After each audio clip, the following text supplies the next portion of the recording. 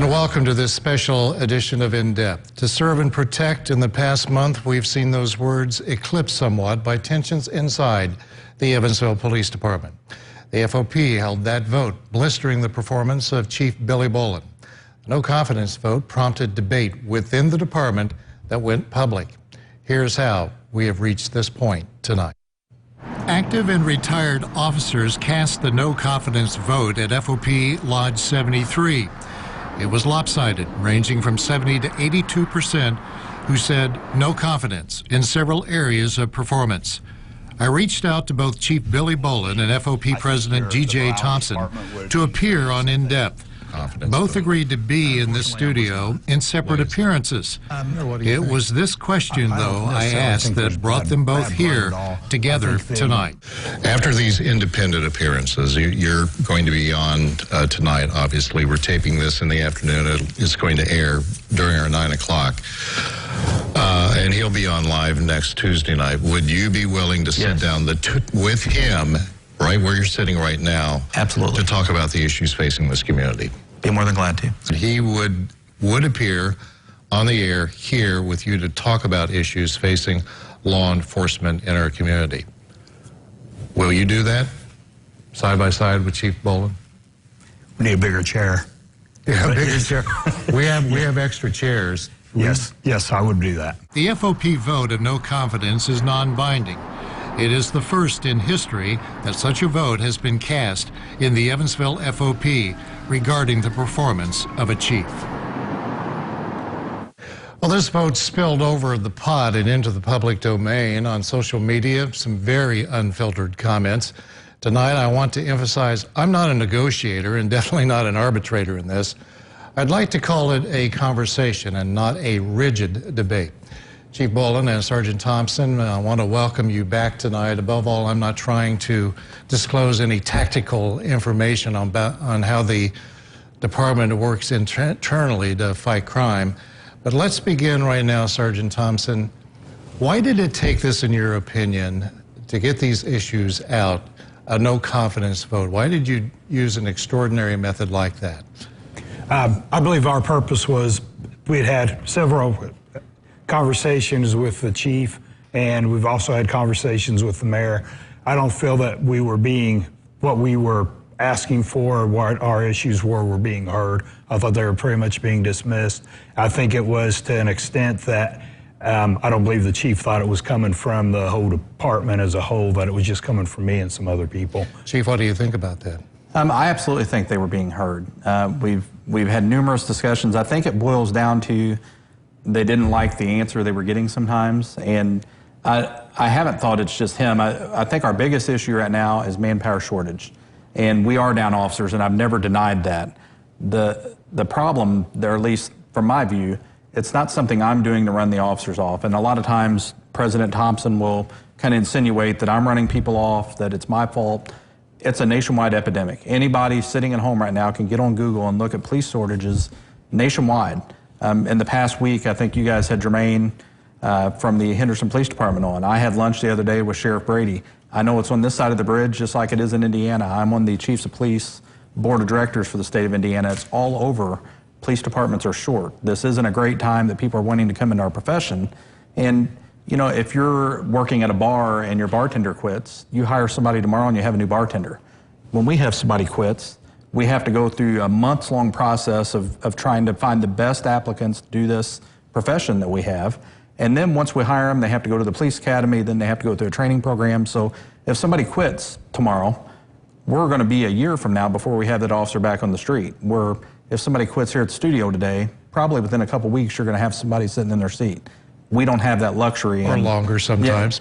Yeah, so I mean, but it's tough for us when we have this. So I know that we're short. I absolutely know that. I'm not saying that we're not.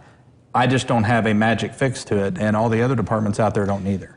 Well, in one of the statements of the FOP, Sergeant Thompson, quote, rather than focusing on the safety of our citizens, the day-to-day operations of the department, Chief Bolin chooses to expend his energy, efforts, and taxpayer dollars to projects that are important to him.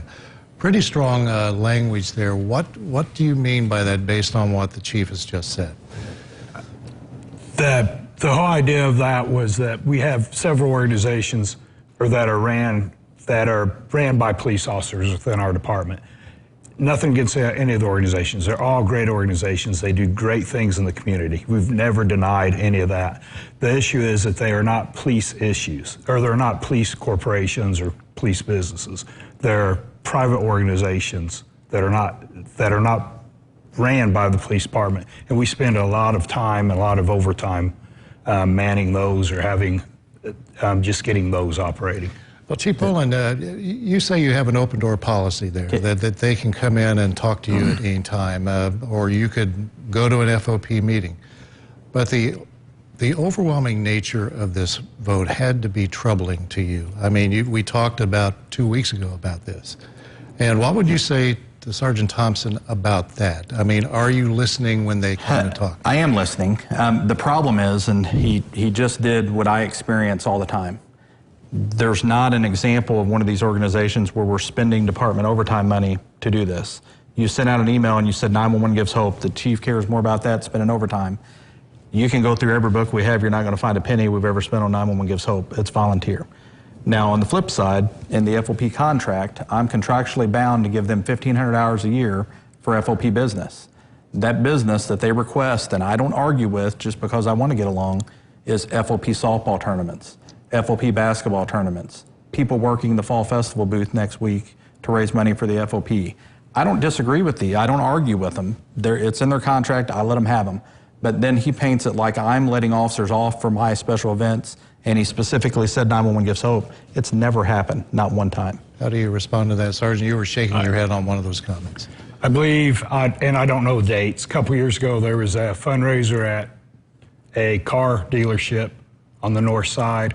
I know there were several officers that were paid overtime to work it. I know we had some specialty units there that received overtime. That's not 911 gives hope, though. That's an Evansville Police Department function. It was for the cops connecting with kids, where we take kids to Disney World. The goal there is to build relationships with youth in underserved areas of the city that normally don't like the police, they don't trust the police. We've been on here talking about it. That is a Evansville Police Department ran event. And so at that event we did, and that's a few years ago. We've had the same event this year. We didn't spend a penny on it. I don't think we spent a penny last year, but we did a few years ago. But that's one time, and it's an Evansville Police Department event that's building relationships in our city. Okay. I want to take a quick break here, and we're going to talk about, when we come back, is there bad blood? Is this a contemptuous relationship inside the largest law enforcement agency in the tri-state? I want to get both of your takes on that and the history of the FOP and its relationship with the Evansville Police Department. And if either of you want to respond to what you've heard in this first segment, please do so. Bad blood. This is my third conversation with both of you. The first time I've had both of you together, but correct me if I'm wrong. I'm not trying to be maudlin or naive, but just talking to both of you independently and here, it doesn't seem like bad blood would be a fair perception of the relationship between you two. Am I barking up the wrong tree? Or I think Chief might have a different perception of it, but no, I have. I'm not the one on the end of the vote as he is. I have no ill will toward the chief at all. As a matter of fact, I've said many a times, I think every interview I've done, that he's a great man, does a lot of great stuff for the community. It's just the part that I deal with him with is the leadership of the police department. Chief, you were on the, I mean, it's pretty tough to get a shellacking publicly like that. Where do you go from here? I'm seeing two men here, two ranking officers of the Evansville Police Department carrying on a conversation. How many conversations like this have you had with the FOP? You know, FOP is every officer we have, so I have conversations every day. DJ and I, back to your main question, we see things differently a lot, but I wouldn't call it bad blood. We argue, but I don't know that we've ever raised our voices at each other. I mean, at one time. So I don't even remember the time. But so we disagree, but we've got the same end goal in mind. And I've known from the day I started the Evansville Police Department, every chief I've ever worked for, the FOP leadership, and it's been different leadership over the years, has told me it's the worst chief we've ever had. Morale's been the lowest it's ever been. And then you get a new chief, and it's the worst chief, and it's the lowest morale. And I will promise you that whoever follows me, you're going to hear at some point that they're the worst chief and it's the lowest morale. That's what they do. It's what I came into 8 years ago. That's what I've dealt with for 8 years behind the scenes. So as I said the first time, this wasn't a shock to me. It's what I've been dealing with before I ever made a decision. So it's kind of the norm in our profession. And I had a good friend in the banking industry just said to me earlier today, I couldn't imagine in our world us being able to take a vote on whether we like the CEO of our bank or not. Most businesses don't get to do that, and I would imagine most businesses would have issues with the person at the top. Okay, with that said, Sergeant Thompson, you can take this first. Here we are. Both of you are, what, 20 to 25-year veterans of law enforcement? I have 30, yes. 30? 24. Okay, 24, okay. Well, here we are, many years later, sitting here, and we do have a police department, at least perception-wise, that the public is seeing, not just on social media, but there's been some strong comments made.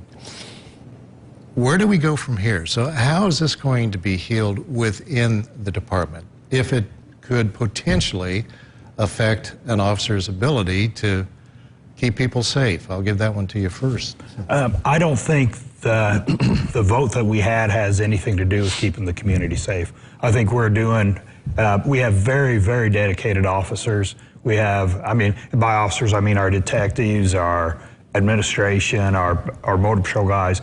I think this is very important to them, but at the same time, they have a job. They're doing this job because the vast majority of them really love doing this job. And I think an argument between the chief and I, or the FOP and the chief, or anyone else, is not going to affect the quality of the work that our officers do. Would it be more productive, though, and I ask both of you, if this could have just stayed inside one office there at the Civic Center instead of this? I mean, the minute that news release came out, okay, on both sides, those people who supported the chief, those people who are supporting the FOP, it was a flood of comment on social media. People were talking about it. It was dominating our newscasts, not only here but elsewhere. What's the best way to go about this? I mean, this is a historic vote. Chief, you may have voted like that 20 years ago if you had had I have pressure. no doubt I would have. If you had had pressure on that. So where do we go from here? You know, I think we continue working together. We've already had a pre-scheduled labor management meeting just the other day. It was very cordial. Nothing has changed as far as my relationship with him. I told him the day he became president, my door is always open. Afternoons are typically easier to catch me, and he's done it before. He knows he can walk in. We may not always agree on the conversations we have, but I'm open. And if it's something we can jointly do to benefit our officers, to benefit the public, I'm extremely open to that. I think you would have to admit I've said yes to your request more than I've said no. There's issues that we disagree on, but I say yes quite a bit. Fair share. So, I mean, it's not that I'm just refusing to listen. It's just sometimes labor and management are going to disagree about how you go about something, and that's it. Not to steal your word, but in your press conference you said it's petty. We've got petty disagreements, and it's became public. Do I wish it was public? No, I don't. The last question, and both very quickly. I've got my enemy is the clock here.